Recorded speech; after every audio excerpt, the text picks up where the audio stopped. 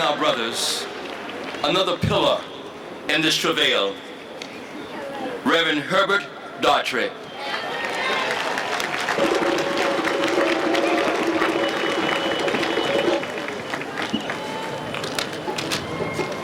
Thank you very much. I prayed a moment ago that there would be no rain, and at least the Lord has stayed the rain so far. Now, I said at that time, should it stop raining, please do not descend upon me with a lot of picayune matters. Now, wait, should it rain, don't discredit me, and don't come and tell people I can't get in touch with God. We just had a misunderstanding, that's all. First of all, let me say to the Dr. Dotson and to the Schoenberg staff and to all of the people who made this occasion possible, we owe you a debt of gratitude. And may I in particular thank whoever made the decision to have me to say a few words at this time. You pay me an honor that I have no words to express my gratitude. The dreary skies do not dampen my spirit. I think it is as it ought to be. And the massive gathering to demand immigration rights across the country, particularly here in New York, a demand we share and would be present if we did not have more important business, at least for us, to take care of. You will understand why, if some of us have come to believe it is we, in the words of Tupac Shakur, we against the world. I cannot stand here alone. Therefore, bear with me while I invite some people to stand with me. Now, if you become restless, remember, if I can pray the rain away, I can pray the rain back. So whatever appointments you have to keep, you will go soaking wet. What I'd like to do then, I could not stand here without my family. This moment is too precious. And so I'm going to ask my family to come forward. My wife of 41 years, Dr. Karen Daughtry. Why are they going through the back? On the side. Why don't they come this way? Let everybody see. I want everybody to see. If you want to know why I'm bad, because I got a bad, black, brilliant sister. 41 years. She's accompanied by my daughter, baby daughter there up front. She's the 5th generation of preachers in our family, accompanied by my son, Dan Jr., Herb Jr., by my next daughter, who is the minister of music in our church, by my grandson, who is the 6th generation of preachers in our family. And I want to pay my son a particular debt of gratitude. He left off his golf tournament to be here with us today. And while they're on the way, I want to also bring up my son, my friend, my hero, Councilman Charles Barron.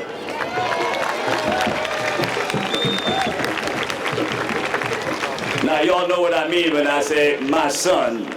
Yeah, because I don't want, maybe I ought to correct that.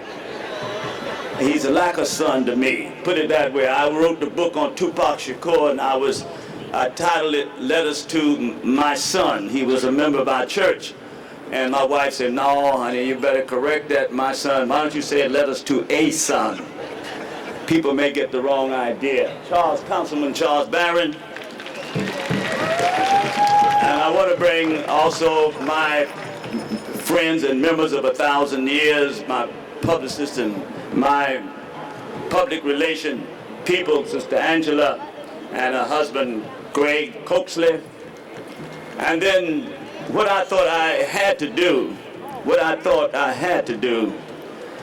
was to represent our people in diaspora. I've asked our member of 40-odd years, Miss Sister Josephine Madison from Jamaica, man, if she would stand and come forward, representing that great land where my hero, Michael Manley, and Marcus Garvey came from. This is my 40-year member, Josephine Madison. And then I asked people who would represent the continent if they would be here with us. Uche from Nigeria, with her husband, that come forward representing Nigeria and the African continent, the land of Kwame Nkrumah, the land of Sékou Touré of Guinea, the land of Jomo Kenyatta of East Africa. And then I've asked Reverend Thomas Rivera to come forward, who makes the link between our African struggle and the Latino struggle. Reverend Thomas Rivera. And then I'm going to ask also of Nigeria, Brother Sam Adewume, if he would stand and come forward, a great member of our friend and from Nigeria. This is our day. This is the day. And then I'm going to ask another, if you wonder why we brothers are bad and speak the truth, it's because we've got some bad sisters with us. Inez Barron, where you are, daughter, the wife of Councilman Charles Barron is going to come up and stand next to her husband. These are members and friends of many years. They need to share this moment. I talked to May Carson earlier, the wife of Sonny Carson, Abubadiga Carson. Asked her if she could rise to the challenge and be here, because we stopped the machinery from moving. Otherwise, we wouldn't be here today. She couldn't make it, but Sonny Carson's right-hand man, our team, is here, and I'm going to ask him if he would step forward representing Sonny Carson physically. Abubadiga is here in the spirit, but he needs to be represented physically. We stopped the machinery.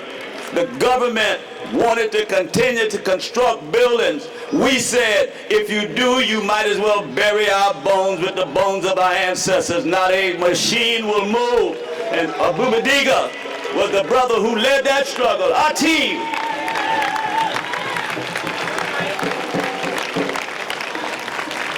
I asked Dr. John Henry Clark, widow. I don't know if she was here. If she's here, I'm going to ask her if she'd stand and come forward. That erudite scholar who carried the struggle need to be remembered forever.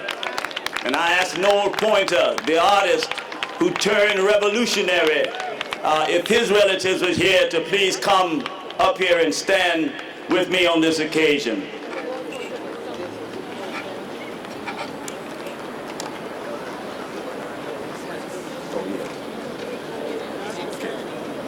And then I wanted to save for the occasion a group that carried the struggle when some of us had decided we had more important things to do. And I'm thinking about the descendants here of our African ancestors who stood up tall and strong. And I'm going to ask them to stand and to share with us at this time. Sister Eloise Dix, our mother. I watched this mother as we made this journey, starting at Howard University. I watched her getting on and off the bus, struggling with a cane. I watched her husband as they tried to cross the street. And I said that there ought to be a limousine, there ought to be a chariot to carry them to and fro. That's her husband in the back. And they carried the struggles, brothers and sisters. These mothers and fathers carried this struggle, kept this issue alive.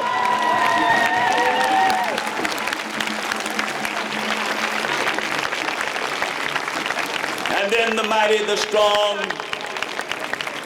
the powerful Ali McLean, another member. We're going to ask her to stand and come forward at this time. In fact, you should know, as they come forward, the beautiful designs, they did that. When you go there and see where the coffins are made, they did that. They made the design. The design, the coffins, you should know, were made in Ghana. They're the original, made in Ghana. They're lined with kente cloth. They did that. She told me that she still have the paper where she designed the coffins. I said, you should frame it, put it in bronze. Otherwise, somebody else gonna come along after a while and say, I did it. And then Miss Juanita Gore Thomas, the forceful, the in your face. I say, I'm so glad I'm on her side. I don't know what to do. Bear with me, y'all. Bear with me. As I said, don't forget about the rain. Now, one other thing I must do because I promised to do it. I brought some of my heroes with me. I brought them. They're here in spirit, but I wanted you to see them.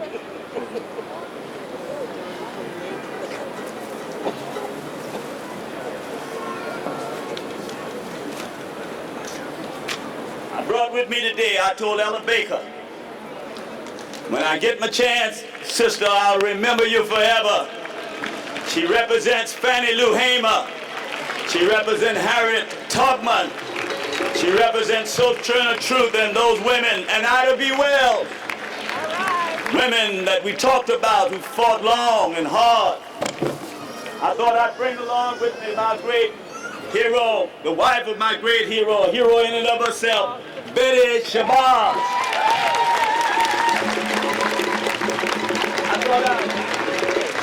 I thought I'd bring along with me my friend.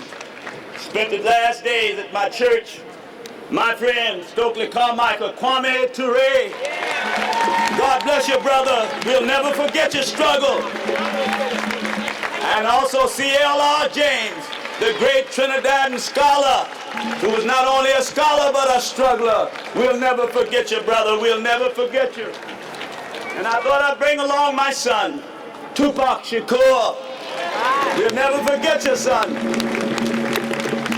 I thought I'd bring along the great struggler in South African history, David Sabega, who was assassinated. And I thought I'd bring along the godfather of African liberation struggle, who was at our church and gave me this personally autographed, Joshua Nkomo.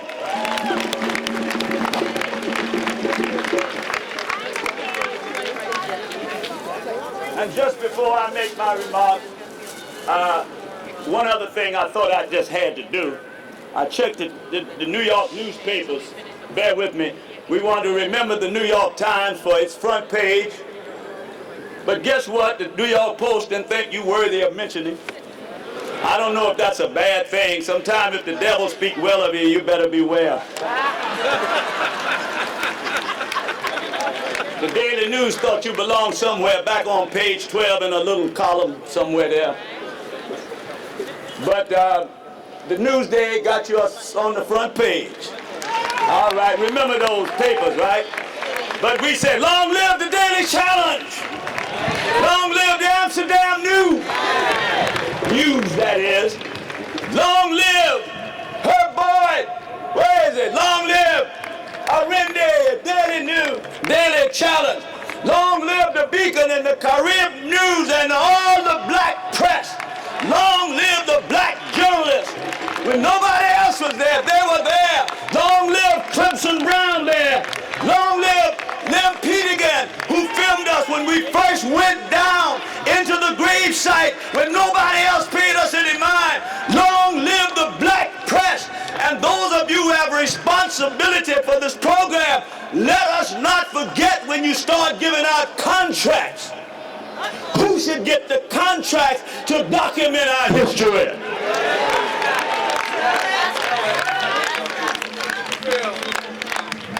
Now, bear with me for a few minutes. I wrote down something here.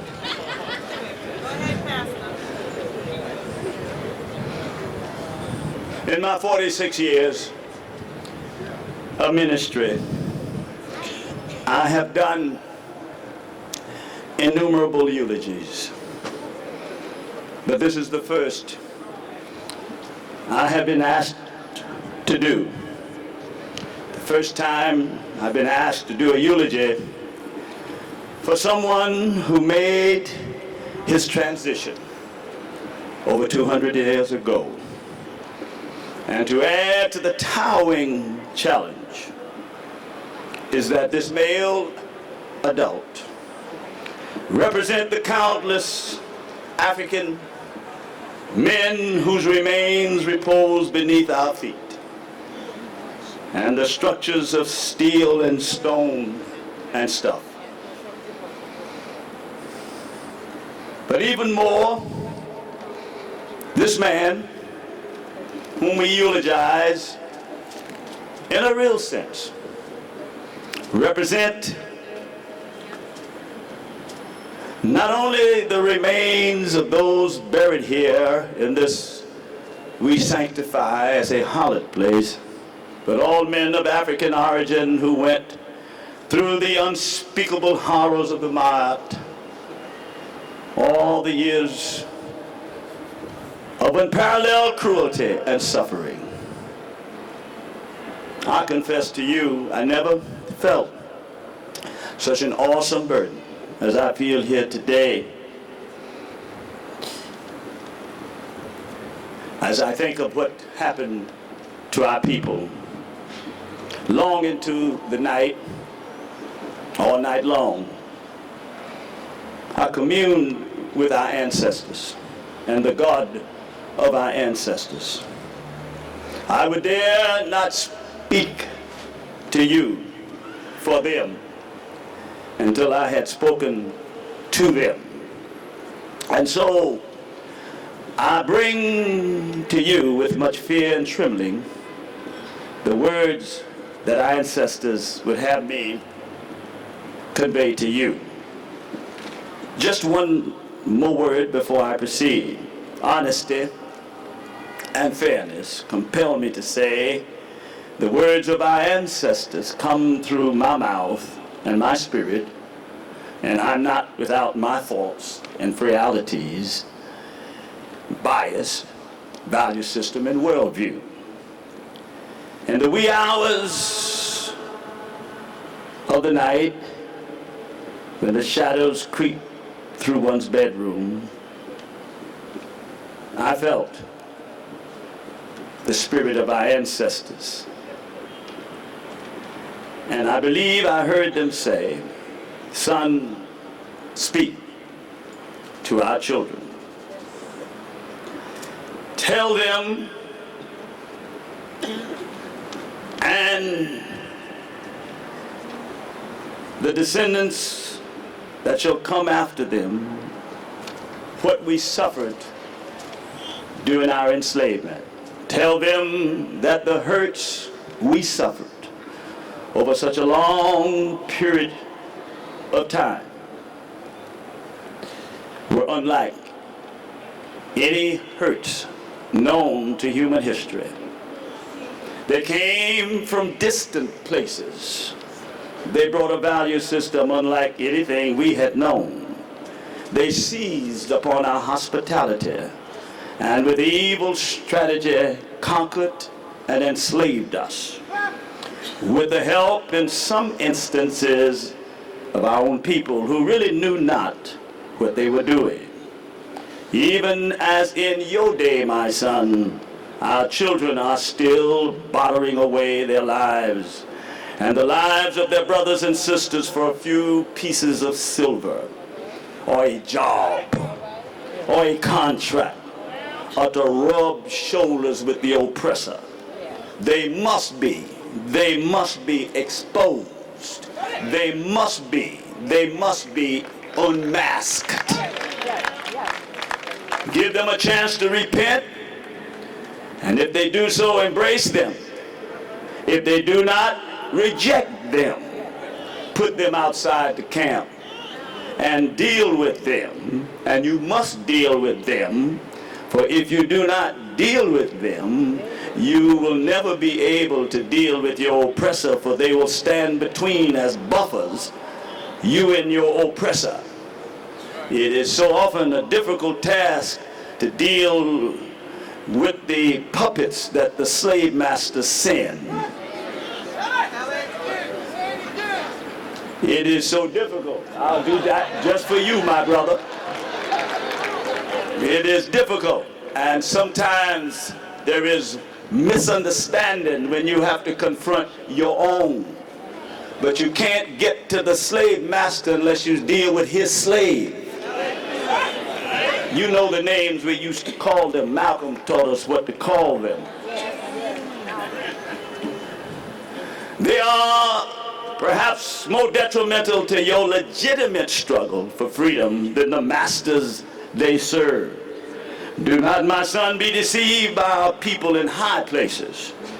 We had our house slaves in our day. I heard our ancestors say, tell our children as we go back into the ground to cease self-hatred. Cease the internalizing, the lies and deception, the self-despising programs that our enemies in our day and their enemies in your day have devised for us, have instilled within us. Tell them to reject self-hatred that Malcolm talked about. The self-hatred that the enemy has instilled upon us, from which flows the violence, the disrespect, the fragmentation, the kind of violence that will cut a black brother's throat, the kind of violence that would disrespect grandmothers. That is simply the manifestation of internalization of self-hatred. Tell my people, my ancestors say, to lift up their heads, straighten their backs, put a spring in their steps. Let there be fire and clarity in their eyes, revealing the spirit of pride and the spirit of dignity derived from what they know about themselves and their history. The ancestors say, tell our children, we, their forebears, did not come to the altar of civilization with our hands empty. Oh no, tell them and repeatedly tell them until the message penetrate deep beneath the layers of lies piled on by centuries of Euro-ethnic institutions, traditions, and mores. Tell them we built the foundation of civilization. Yeah! Go ahead. Tell our children that we, their ancestors, gave to the world the philosophical systems that the Greek claimed and got from the mystery systems of Egypt. Tell them, my son, that we gave to the world theology, monotheism, one Godism.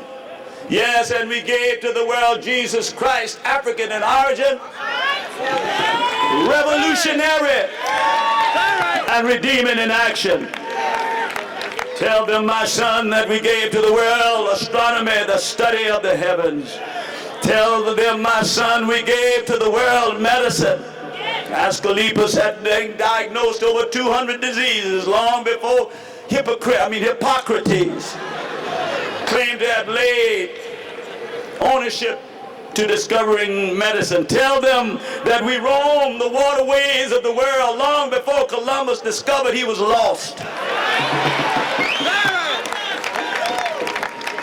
Tell them, my son, tell our children that we raised from the dust of Egypt the pyramids. Tell them, my son, that the Greeks thought so much of Ethiopia that they sent their gods there to vacation. Yes, our ancestors say, please remind our children that our bodies and our minds and our blood built this country, which prides itself on being the land of the free and the home of the brave. Yes, and we died in every war this country ever had to protect the freedom that we never enjoyed. that was denied to us. Yes, tell them while Woodrow Wilson was talking about saving the world for democracy, we went off to fight and we didn't have any of it. Yes, tell them, my son, that in the Revolutionary War that Crispus Attucks was the first to fall. That we were there at Bunker Hill, we were there at Valley Forge, we crossed the Delaware with Washington, we swept through the Southland with General Sherman. We were the black hand that provided the decisive blow for this Union.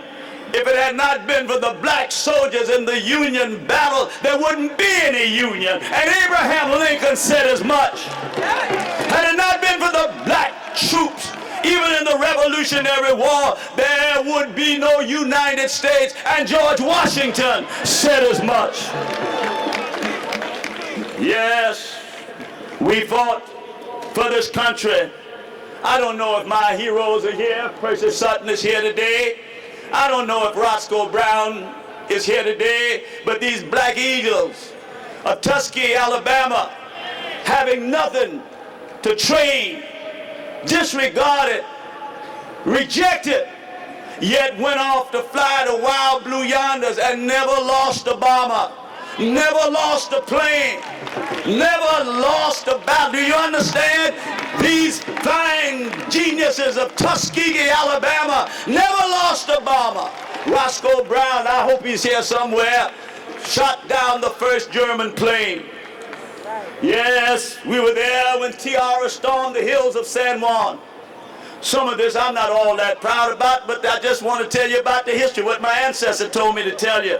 Yeah, we were there when they stole the West. The Buffalo Soldiers rode out there. I'm not proud of all that stuff, but you need to know, the ancestors say, about your great history and what you did for this country. We built it. Our bodies were sold up and down the waterways of this country. We built it. And yet, we still have not received payment. And time would fail me to tell of the Korean War and the Vietnam War. Yes, time would fail me to tell you of the contributions we brought to civilizations and to this country. And still, we have not been appreciated, and still they have not paid us. I heard the ancestors say, brothers and sisters, in a very special word to us today, bury the hatchet. Lay your sword and shield down by the riverside. Take the dagger out of your bosom for each other. Let tension be no more. We need each other. We need each other. The enemy is formidable. We do not need to expend energy fighting each other. We may disagree on tactics, but let us all be on one accord that freedom is what we're after. The liberation of our people is what we're after. We may choose some different roads to get there, but we ought to always remember what we want for ourselves and for our children. We want our children to be free. And so let us here today make a commitment of unity. Let us say here today, our ancestors say, as their bones are lowered into the ground, let us swear that we will reach out to each other. And to this country, the ancestors say, a word of warning. You better repent. Fess up and repent. Not only for what you've done to people of African ancestry in the past, not only for what you've done to the Native Americans in the past, not only for what you've done to poor people in the past, but that legacy live on today. The legacy of slavery did not end with the Emancipation Proclamation. The legacy of slavery exists today. White people get a better break than black people. My children standing here will not enjoy my company. Maybe they don't want me around, but I will live 7 years less than white men. 7 years, I think the statistics say. The game has been fixed. The dice is loaded. The cards are marked. 2 strikes on us. I'm not suggesting that we throw the bat away and quit. You still got the bat in your hand. You can still hit a home run. I just want to say the legacy is still there. People still benefit from what happened during slavery. We are still victimized by self-hatred. We're still victimized by the institutions created by slavery. It didn't end yesteryear. It is with us today. It is with us in the media. It is with us in Hollywood. It's everywhere. And I heard my ancestors say, pay up. Oh, it's time to pay up. It's time to pay up. If you've done a wrong, you're supposed to pay. The question is, did slavery exist? Yes. Was it wrong? Yes. Do you pay up when you do wrong? Yes. Then pay up. I heard our ancestors say to the leaders of this country, you're going to reap what you sow. What you did in Iraq was wrong. What's happening to the Palestinian people is wrong. And if you don't get it right, you're going to reap what you sow. I don't care how powerful you think you are, but the breath of the Almighty will throw you down, no matter how high you climb. Let me conclude with a word again to our people. I heard our ancestors say, remember the words of Fred Douglass, without struggle, there's no progress. Struggle on, my sons and daughters. Struggle on. Don't get tired and don't get weary. Hold your head up and struggle on. I fancy I heard our ancestors say, remember the words of Morris Bishop, my great friend in Grenada, forward ever and backward never. And I heard our ancestors say, remember the words of Marcus Garvey, who came to this country and saw us in a deplorable state, but refused to lose hope in us. And he said, up you mighty race, up you mighty race, get up out of the gutter. Up you mighty race, get up out of drunkenness. Up you mighty race, get up out of drug addiction. Up you mighty race, get up out of self-hatred. Up you mighty race, get up out of I can't help it. Up you mighty race, get rid of this, I'm gonna get my brother. Up you mighty race, up you mighty race, up you mighty race. You can accomplish what you will. And my ancestors say to us, brothers and sisters, remember the words that we just heard. We need strong men, strong black men. And in your struggle, if the resistance becomes fierce and you must die, remember the words of Claude McKay, if we must die, if we must die, let it not be like dogs groveling in the dirt, begging for mercy. But if we must die, let's hold our head up high.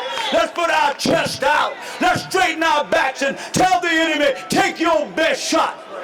Take your best stab. You couldn't kill our ancestors. Their dream live on. Their vision live on. Their ideas live on. And we'll live on.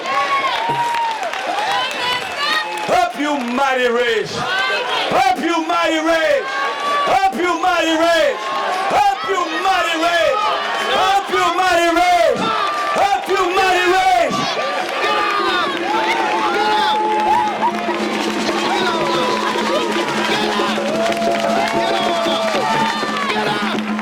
Light the fire. Light the fire. Light the fire. God bless you. Finally, remember the words of Martin Luther King. We're going to make it to the promised land. I'm 74 years old now. 46 years I've been on this journey.